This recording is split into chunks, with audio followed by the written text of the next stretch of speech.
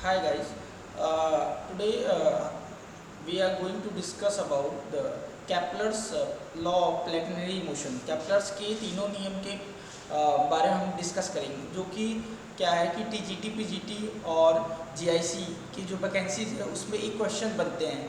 तो हम क्या करते हैं, इस पे कंसेप्ट पहले समझ लेते हैं, फिर उसके बाद क्या है क्वेश्चन इस पे बिल्डअप करते हैं। ठीक है, तो क्वेश्चन क्या मतलब कि हमको पहले क्या कंसेप्ट समझना है तीनों प्लेटनरी मोशन पे।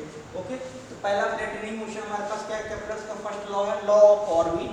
सेकंड क्या है, Kepler second law, law of area. And third law है law of the period.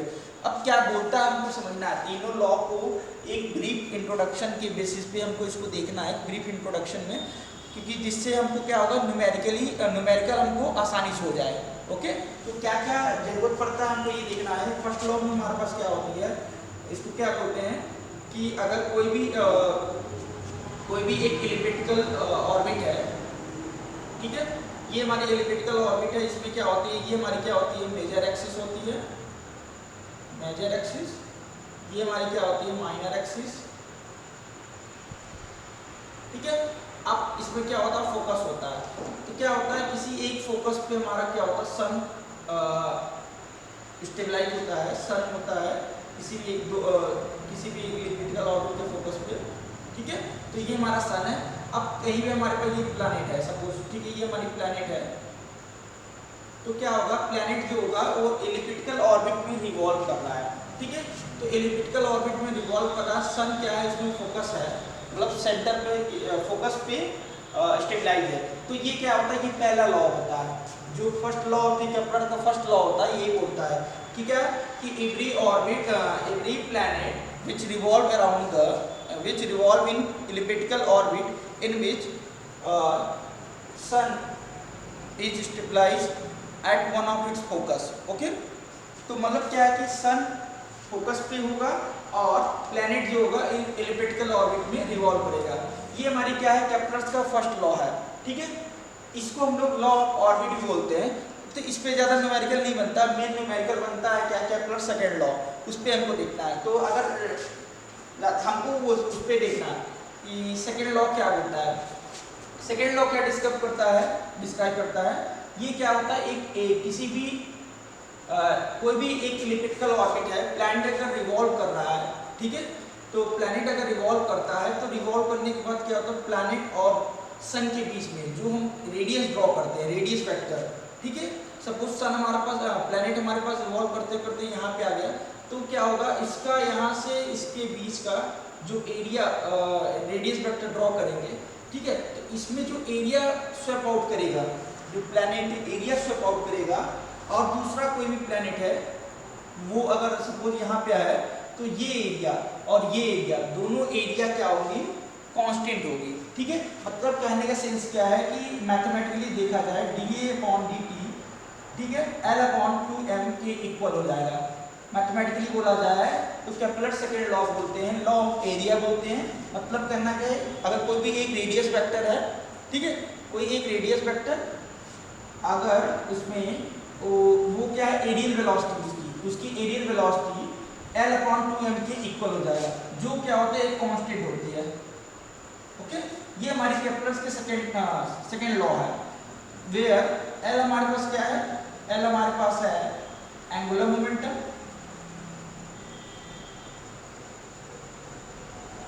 And m is mass of the planet.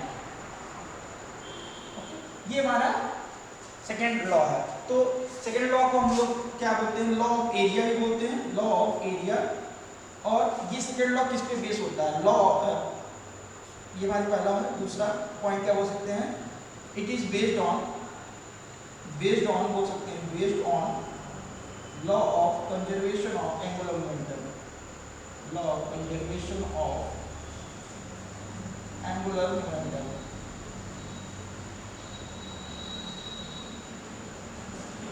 कि law of conservation of angular momentum. Okay, तो ये हमारे पास है एरियल वेलोसिटी, इसको हम लोग बोल सकते हैं क्या, एरियल वेलोसिटी रिमेन कांस्टेंट। ठीक है, ये हमारी सेकंड लॉ है। थर्ड लॉ में हम क्या डिस्कस करते हैं, थर्ड लॉ क्या बोल रहा है, थर्ड लॉ को हम थोड़ा सा यहाँ पे अगर देखा जाए तो यहाँ पे हम समझा देते हैं थर्ड लॉ को, इसको रिमूव कर देते हैं फर्स्ट लॉ। तो ये हमारे पास हो जाएगा थर्ड लॉ क्या बोल रहा है, केप्लर्स थर्ड लॉ।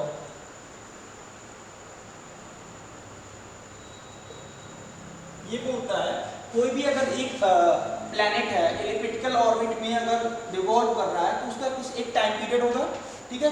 तो ये टाइम पीरियड जो इसका आपको देखना है कि टाइम पीरियड जो है इसका स्क्वायर जो है वो directly proportional to semi major axis के क्यूब के इक्वल होगा। केप्लर्स का थर्ड लॉ क्या बोलता है कि टाइम की square of the time period of the planet is directly proportional to the semi major axis cube of the semi major axis, ठीक है। ये हमारी केप्लर्स के थर्ड लॉ बोलते हैं। तो समझ में मैथमेटिकली समझ में आ रहा है। अगर हमारे पास क्या है ये हमको देखना है, इसमें इसको हम लोग बोलते हैं लॉ ऑफ पीरियड भी बोलते हैं, क्या बोलते हैं, लॉ ऑफ पीरियड, ओके। और दूसरी बात हमको देखना है कि ये डायरेक्टली प्रोपोर्शनल रहेगा, तो हमारे पास क्वेश्चन कैसे बनते हैं इसमें कि बोलते हैं कि t1 टाइम जो है उसमें उसकी सेमी मेजर एक्सिस a1 है, t2 टाइम है उसकी सेमी मेजर एक्सिस a2 है। तो क्या करेंगे, पूछ लेंगे क्या किसी का a1 इसके करस्पॉन्डिंग दिया रहेगा, इसके करस्पॉन्डिंग ये पूछ लेंगे, या ये दिया रहेगा इसके करस्पॉन्डिंग ये पूछ लेंगे। मेन क्या आपको समझना है कंसेप्ट कैसे करना है, तो आप निकाल लेना, फाइंड आउट कर लेना इसमें t1 अपॉन t2 का whole square a1 cube upon a2 का क्यूब। तो रेशियो बना के फाइंड आउट करना, किसी भी अननोन को फाइंड आउट करना।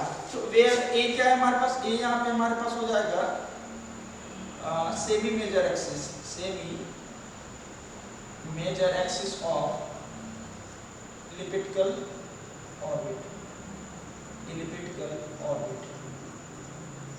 ठीक है। मतलब कहने का सेंस है ये हमारे पास ये देखना, ये वाला टर्म जो है ये सेमी मेजर एक्सिस, इसको हम लोग a बोल रहे हैं, ठीक है।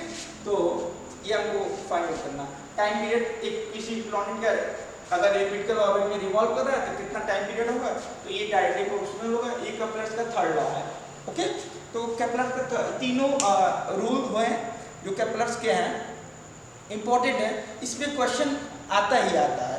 तो पहला अगर हम लोग अगर एक बार और भी देते हैं तो क्या बोलते हैं, केप्लर्स का फर्स्ट लॉ बोलता है क्या, लॉ ऑफ ऑर्बिट बोलता है, ठीक है।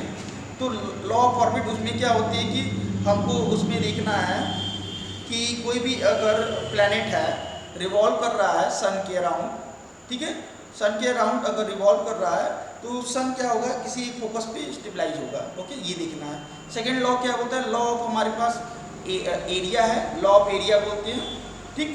और दूसरी बात क्या होती है इसमें, areal velocity d upon dt equal to l upon 2m के इक्वल होता है, वेयर l क्या है हमारे पास एंगुलर मोमेंटम और m क्या है मास ऑफ द प्लैनेट, और किस पे बेस होता है, based on the law of conservation of angular momentum पे डिपेंड करता है, ये हमको देखना है।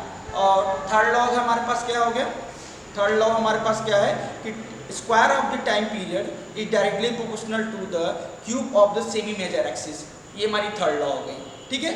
मतलब क्या है कि सेमी मेजर एक्सिस के क्यूब के इक्वल होगा उसके टाइम पीरियड के स्क्वायर। किसका टाइम पीरियड की बात कर रहे हैं, प्लैनेट के टाइम पीरियड के बारे में बात कर रहे हैं, ये थर्ड लॉ हो गया, ओके।